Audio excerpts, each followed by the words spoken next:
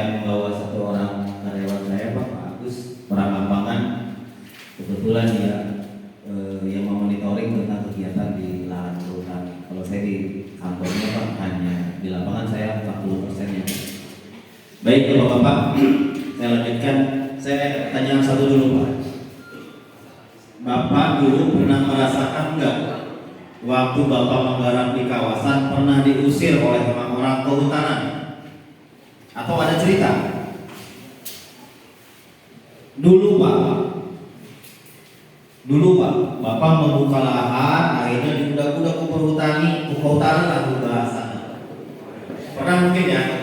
Ya Pak, UKRPH Pak. Sekarang di mana Pak? Diudak-udak ya? Baik Pak, saya akan kembangkan tentang sejarah tadi.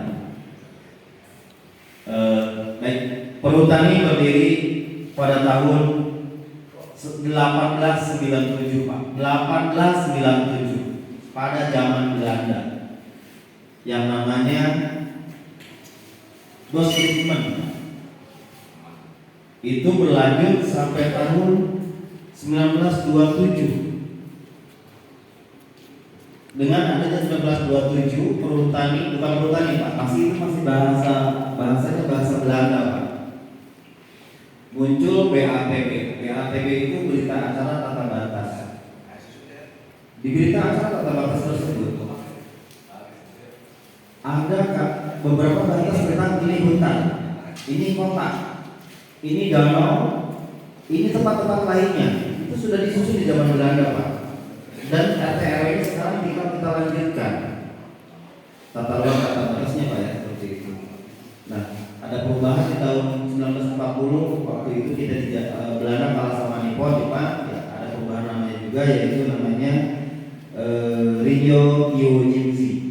Akhirnya pada tahun 1945 kembalilah namanya Jawatan Kehutanan karena Belanda udah pergi, Jepang udah pergi, kembalilah ke bahasa Indonesia yang asli Jawatan Kehutanan.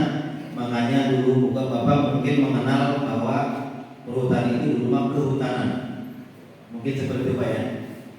Baik, saya cerita tadi tentang Bapak diusir di kawasan. Kita melihat di Undang-Undang 41 Pak. Undang-Undang 41 yang mengatur tentang kawasan. Yang pertama, mengatur tentang perhutani sebagai BUMN.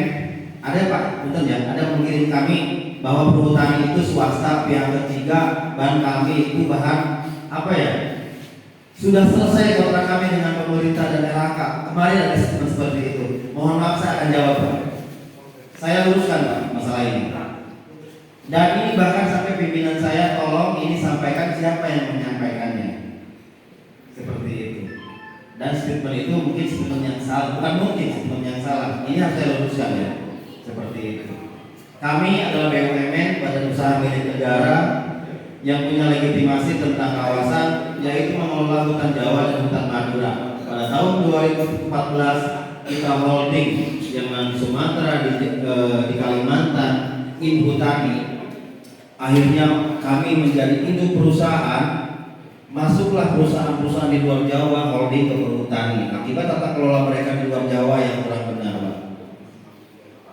Demikian. Kita kembali ke Undang-Undang 41 Pak. Sebagai pelindung kami Undang-Undang 41 bahwa kami berhak mengelola hutan Jawa dan Madura.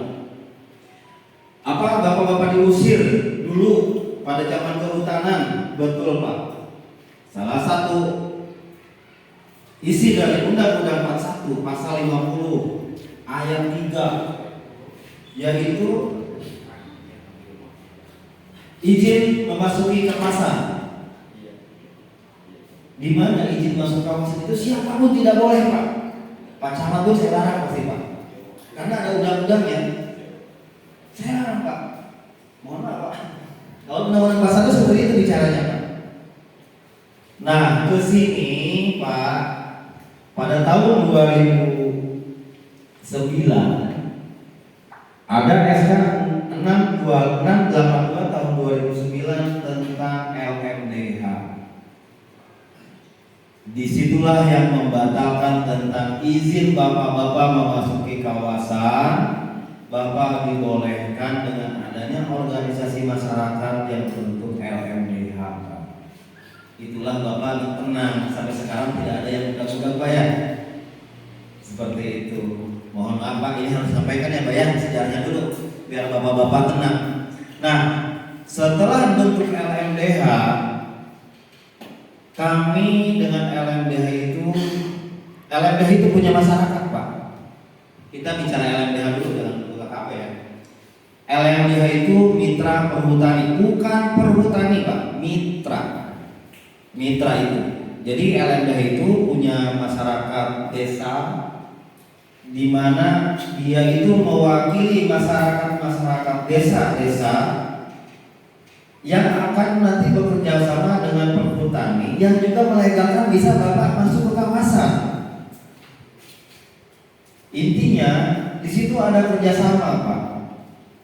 Bapak menanam kopi, Bapak menanam cengkeh.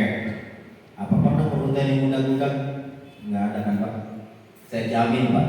Karena ada undang-undangnya di sini Pak, ada aturannya di sini Pak. Katakan sama saya, siapa perhutani yang undang-undang Pak? Saya tunggu di kantor, di depan alun-alun Pak, siapa orangnya? Kebetulan ada orang lapangannya Pak, cirian Pak, yang undang mana Pak? Seperti itu Pak. Tapi kami mendapat kewajiban untuk mengelola hutan negara seperti apa dengan amanat undang-undangnya, dengan bapak-bapak LMDH sebagai mitranya, ada nilai manfaatnya Pak. Kami yang punya lahan, kami yang punya rumah, bapak-bapak ilu melak, ilu nanam, ilu punya ngajaga, ayah potensi di situ Pak. Wayana kami minta sebagian Pak, itu sadana. Nu terjadi sekarang Pak lebih besar di bawah Pak 75% waktu LMDH. Perhutani mah cuma 25%. Enak Pak. Kadang-kadang kami teh bohongan pada nanya kilo, padahal mati 100 kilo, punten Pak. Tapi aku dulu Pak, kami mengikuti aturan bapak-bapak. Ayo, kami menyadari Pak, bapak-bapak juga butuh makan, kami juga butuh setoran PNBP-nya, kewajiban kami terhadap masyarakat, bayar pajaknya kami terhadap pemerintah, PNBP-nya terhadap pemerintah Pak, harus kami sampaikan Pak, seperti itu. Jadi alangkah indahnya yang namanya kerjasama itu, satu, didasari oleh kebersamaan, keterbukaan, satu sama lain saling menguntungkan. Lanjut Pak, kemarin ada yang mempermasalahkan tentang KKP. Mohon maaf, harus saya jelaskan lagi. Sesuai tadi, saya melanjutkan bahasa kepala desa, Pak Lurah di sana. Beberapa pembantu, KKP itu hak bapak-bapak, organisasi bapak-bapak.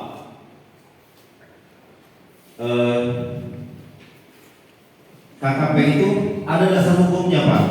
SK Menteri LHK nomor 487 tahun 2023, di mana akibat ada perubahan undang-undang 41 pun dirubah Pak dengan adanya undang-undang Cipta Kerja.